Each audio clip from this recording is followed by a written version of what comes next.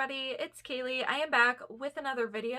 Today's video is going to be a little bit different, and I don't think I've ever done a video like this before. But I thought it was important for me to come on. I was just recently going over some of the recent updates on some of the sites that I sell on, and I realized that I actually missed a couple updates that I wasn't aware of. And if I'm actively looking for updates and I miss some of them, chances are people watching my channel probably missed them too.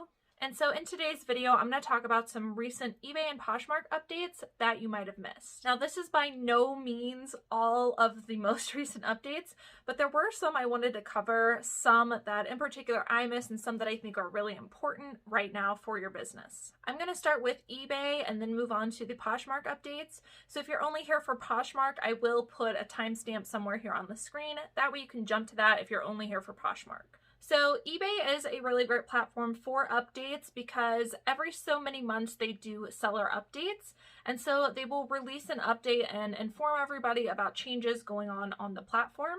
Most of the time they just send a message and give a brief overview, but you can actually click into the seller updates and dive deep into what is changing. And so that is what I did today. And that is how I realized I missed some things in this update. So some of these just recently went live, some of them are about to happen, and some of them have been going on for months. But bear with me, I just wanted to share them with you in case you missed them. So the first one I think most of you know about is that eBay is changing to their own processing system for payments. This is called eBay Managed Payments, and it's also one of the reasons I really hesitate to make a lot of eBay videos right now because they are making so many changes. So I don't want to start an eBay for beginners if everyone is not going to be on the same platform processing payment thing, if that makes sense. So before, and even still currently, some people are making all of their transactions through PayPal, and so PayPal is acting as a third party through eBay, gathering payments, taking out fees, and then basically processing payment.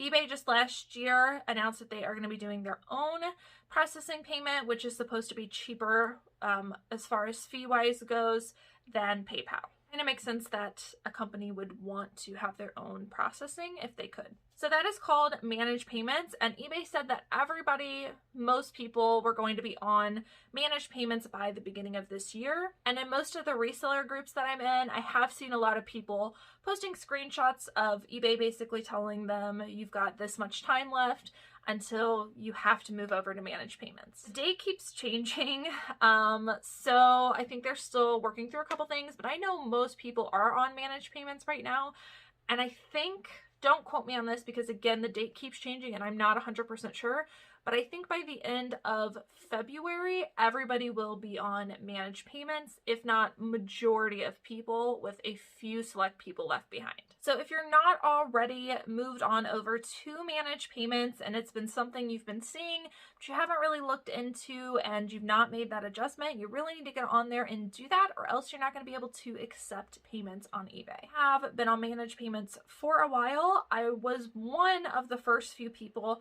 to be on Managed Payments. I was part of like their beta testing, and I've not really had very many issues with it.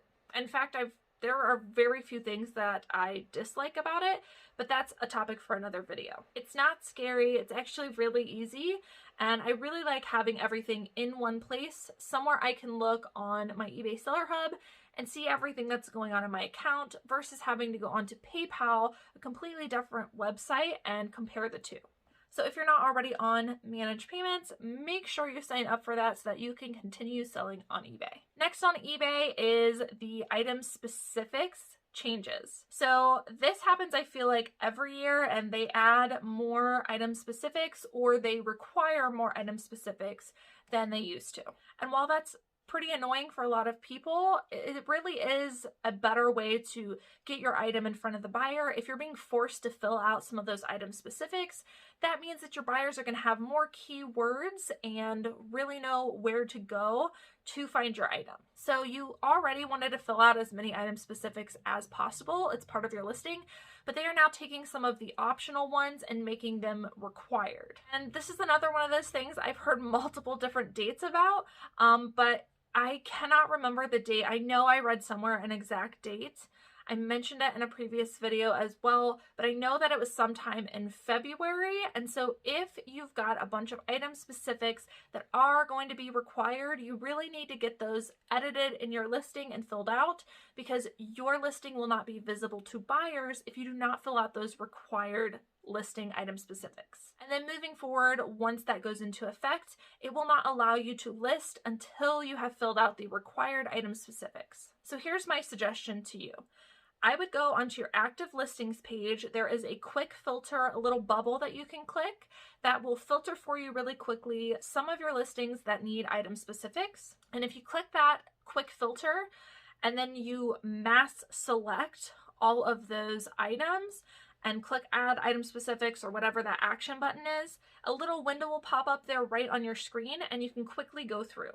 eBay is pretty intuitive right now, so a lot of those things, even though they might not be filled out, you might have in your title. So those little things that you need to fill out, you might just be able to hit accept all, where eBay is being intuitive and trying to kind of predict the information that you need to fill out. And most of the time, instead of scrolling clear down to the item specifics and clicking the drop down menu and clicking each individual one, usually if you've made your title correctly, you can just hit accept all and quickly double click, click, move through that listing onto the next one. You can get these knocked out of the way pretty quickly. That is how I would suggest to fill those out. Again, I do remember the date being sometime in February, so by the end of January, I would definitely say you really need to work on getting those item specifics that are required corrected. That way you don't miss your items. I know it can be super frustrating, but it is only going to benefit your store. So let's say you've got 300 that need done, which I think is about where I'm at. I think I have a couple hundred left, and you've got a week left to do them. You could do 300 divided by 7. That's about 43 items a day for the next week that you need to do item specifics every day. It takes me probably like 10 seconds to correct each one if you do it in the way that I just mentioned with the quick filters. And so doing that would probably only take me 10 minutes. So take 10 minutes a day, get it done. Again, I would try to have this done by the end of January because again, I don't remember that date in February, but I know it was in February.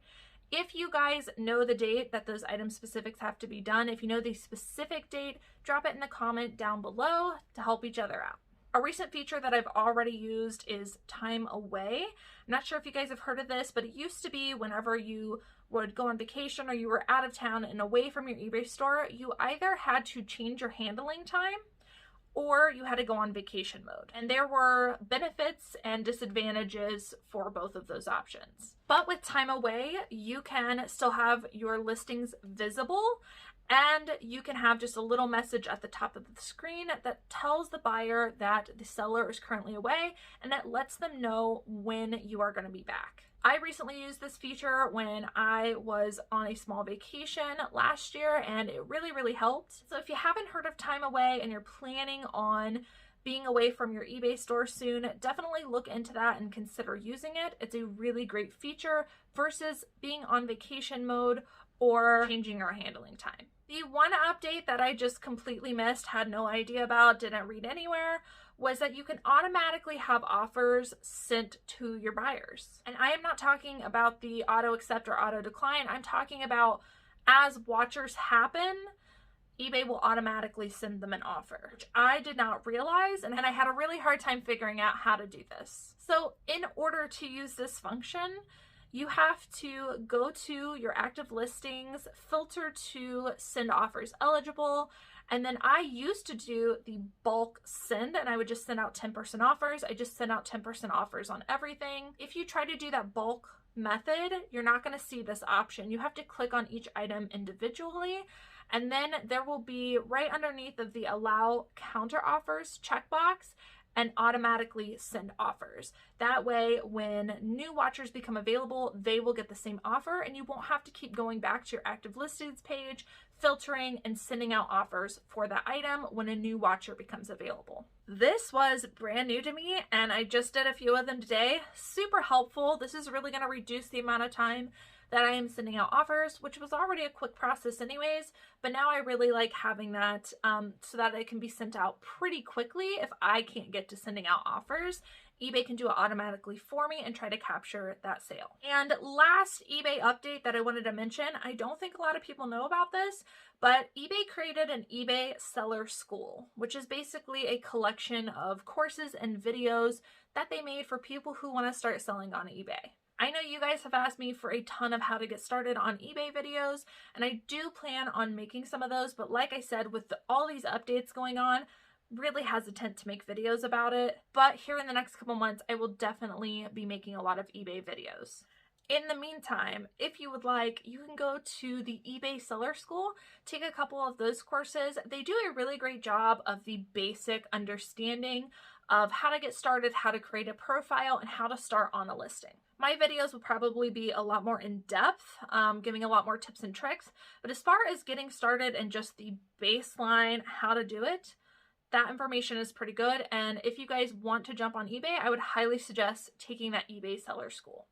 Jumping on over to Poshmark, which I know some of you only sell on Poshmark. Poshmark had some really good recent updates. Again, not all of these just happened within the last week, but they were some that happened recently that you might have missed. So the one I think I'm most excited about is one that just became available, at least to me, and that is sorting by likes. Why did they not have this for so long? It makes so much sense to be able to sort your closet by likes, because then you can see your most popular items that haven't sold, sort by the most liked, and then start sending out those offers down from the top of your closet. Really like that feature. Highly suggest you use it.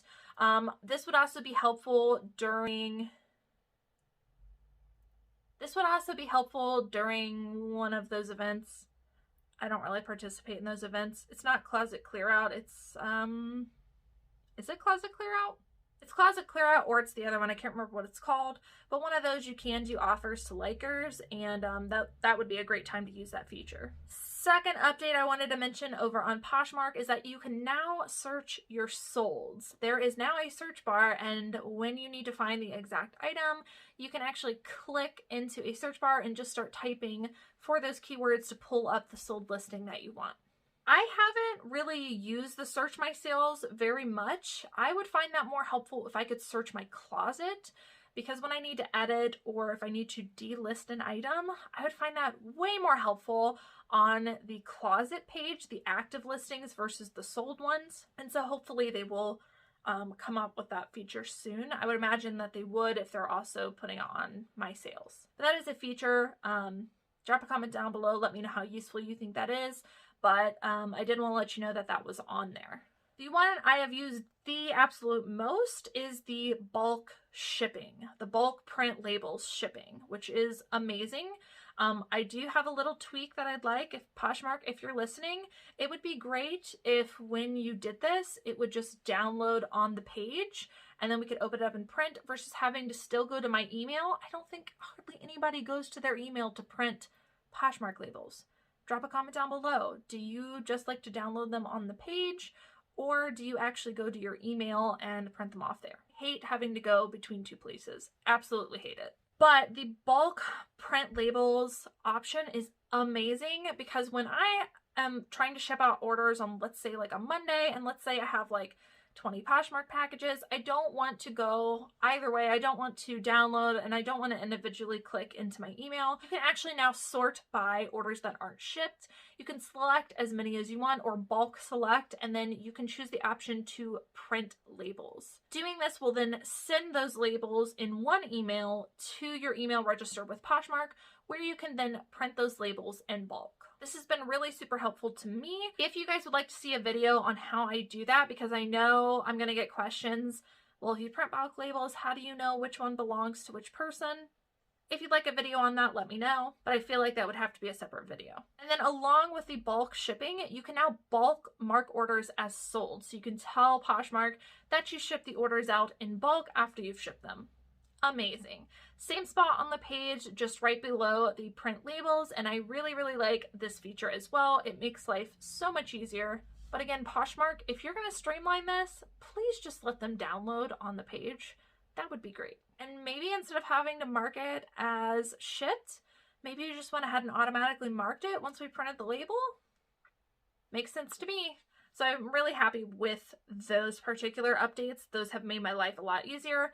Still room for improvement, but moving in the right direction. And lastly is the copy listing feature. I don't know if you guys know this, but it's kind of like eBay, so similar if you're new to Poshmark, but you can now do a copy listing, and that makes it really easy. If you already have a listing and you're trying to create drafts, you can move some of that information over really quickly by copying a listing.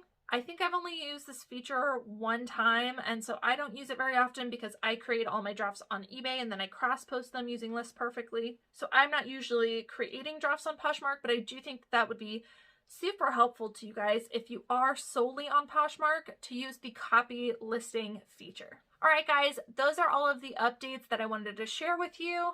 Drop a comment down below. Let me know if you had heard of all of those or if some of those were new to you. And if there is any other ones that you want to mention that I missed. I know those aren't all of them, but they were the important ones that I wanted to mention.